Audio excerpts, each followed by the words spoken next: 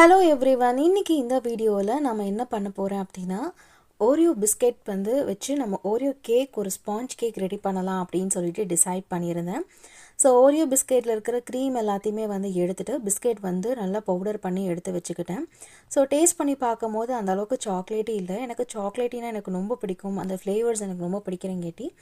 So as usual நம்ம பேட்டருக்காக எல்லாத்தையுமே ready பண்ணி வச்சுட்டேன். ஸோ கொஞ்சம் சாக்லேட்டி ஃப்ளேவருக்காக கொக்கோ பவுடர் மட்டும் ட்ரை இன்க்ரீடியன்ஸில் வந்து 2 டேபிள் ஸ்பூன் வந்து ஆட் பண்ணி வச்சுக்கிட்டேன்.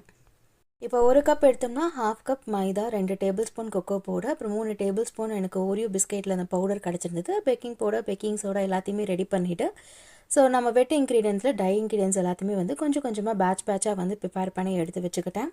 ரெடி பண்ண கேக் பேட்டரை 6 இன்ச் பேனில் வந்து எடுத்து வச்சுக்கிட்டேன். இன்றைக்கி வந்து எனக்கு வந்து ஒரு 35லேருந்து 45 நிமிஷம் வரைக்கும் ஆச்சு. ஸோ பார்க்குறதுக்கு ஸ்பாஞ்சியாக இருந்தது. டேஸ்ட் வைஸ் பார்க்கும்போது சூப்பராக இருந்தது.